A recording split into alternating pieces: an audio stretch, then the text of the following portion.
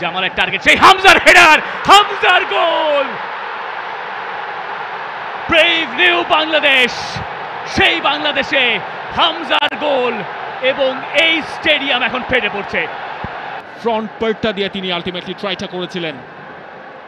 ফাহমিদুল এখনো তার কন্ট্রোলে, সেখান থেকে সাদ, এবং এই দুজনের মধ্যে বেশ কিছু পাসিং কিন্তু আমরা দেখছি এই ম্যাচের শুরু থেকেই।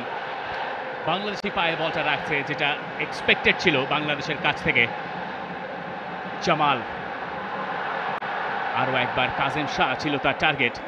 তবে জামাল ভুঁইয়াকে ম্যাচের এই মোমেন্টের ভেতরে আমরা বক্সের ভেতরে দুবার স্থান নিতে দেখলাম। সেটা হয়তো আতসুশি নাকামুরা, জাপানিজ কোচ ভুটানের, তাকে কিছুটা হলেও চাপে ফেলবে। জামালকে এত তাড়াতাড়ি আমরা বক্সের ভেতরে এত প্রেজেন্স তার কমই দেখি, এবং তিনি যেখানে আজ স্টার্ট করেছেন সেটা গোল থেকে আরও কাছে। ক্লাবে তিনি যেখানে খেলছেন এই সিজনে ব্রাদার্স ইউনিয়নের হয়ে, সেখান থেকে আরও বেশ অ্যাডভান্স পজিশনে। কাজেম শাহর পাস রাকিবের কাছে, রাকিবের শট, আরও একবার সেটা আটকে দিয়েছেন তেনজিন। বাংলাদেশের প্রথম কর্নার কিক ম্যাচের ৫ম মিনিটে। এই সেট পিসের প্র্যাকটিসটা বাংলাদেশ কেমন করেছে সেটার প্রথম পরীক্ষা আজকের ম্যাচটায়। এবং জামাল ভুঁইয়া তিনি যাচ্ছেন, কাজেম শাহ সেই বিউটিফুল একটা সাপ্লাই, রাকিব ঢুকেও পড়েছিলেন, তার সেই শটটা ব্লক হয়েছে। জামাল, সেখানে বাংলাদেশের সেন্টার ব্যাকে যেমন স্থান নিয়েছেন হামজা চৌধুরীও। জামালের টার্গেট, সেই হামজার হেডার, হামজার গোল।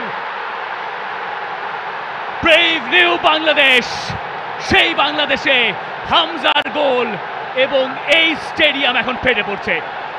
দেশের মাটিতে প্রথম ম্যাচেই হামজা দেখালেন কিভাবে গোল করতে হয়। সমর্থকদের যেই ভালোবাসা, সেই ভালোবাসার প্রতিদান দেওয়া শুরু করলেন হামজা চৌধুরী প্রথম মিনিটেই। সেট পিস থেকে সবার ওপরে তালগাছ হয়ে দাঁড়িয়েছিলেন হামজা চৌধুরী, তাকে ধরার আর কারোর সুযোগ নেই। হামজা তার দ্বিতীয় ম্যাচেই গোলের দেখা পেয়ে গেলেন। হামজা যখন থেকে বাংলাদেশের জার্সিটা গায়ে চাপিয়েছেন, এরপরে প্রথম গোলটা তার কপালেই লেখা ছিল। আর কি কপাল, গোলটাও তিনি করলেন কপাল দিয়েই।